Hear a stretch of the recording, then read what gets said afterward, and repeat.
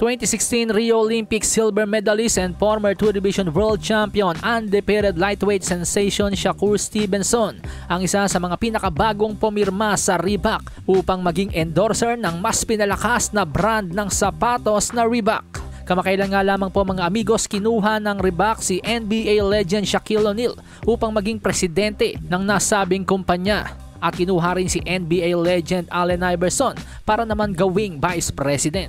Sa mga amigos nating batang 90s katulad ko, pamilyar at naglaway talaga kami dati sa mga Reebok shoes na inilabas lalo na nung kasagsagan ng basketball career ni Shaq at AI. Sila po talaga yung dalawang bumubuhat ng Reebok noon. Kaya naman ang tambalang Shaq at Iverson ngayon upang mas palakasin ng Reebok ay nag-uumpisa ng maramdaman dahil kanilang pinapirma ng sneaker deal sina Justin Fields ng Chicago Bears at future WNBA superstar Angel Reese kamakailan. At ngayon naman ang batang Newark, New Jersey na si Shakur Stevenson, isang future boxing superstar ang kanilang nakuha.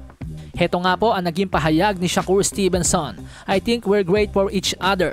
They believe in me the same way I believe in myself.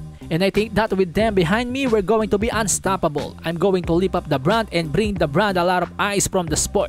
It's going to be an amazing partnership. Samantala sa iba pang balita, nagkasagutan sina Devin The Dream Haney at Shakur Stevenson sa social media again and again. Nagbigay kasi ng opinyon si Shakur Stevenson sa magaganap na sagupaang Regis Prograde at Devin The Dream Haney sa Disyembre. Sinabi ni Shakur Stevenson na medyo hirap itong si Devin Haney sa mga kaliwete or southpaw. Bagay na hindi nagustuhan ni Devin Haney kaya't may binulgar sa social media. Ani Haney, I guess I'm not the only one struggling with southpaws. Heard about Liam Paro hurt him in sparring. Sinaktan daw ni Liam Paro si Shakur Stevenson sa isang sparring session pero hindi po pinalagpas ni Shakur Stevenson ang kasinungalingan daw na ito. Banat ni Shakur, gawa-gawa lamang at imbento lamang ito ni Devin Haney. Meron daw siyang video ng nasabing sparring session at pwede rin daw itanong ng mga boxing fans mismo kay Liam Paro kung ano ang kinahinatnan ng kanilang naging sparring session.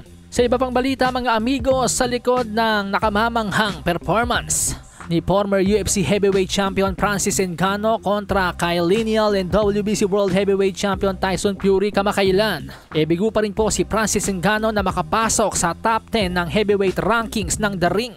At lalo pang nainis sa mga fans nang malaman nila na ang rankings ngayon ni Francis Ngannou matapos pahirapan si Tyson Fury ay pang 590.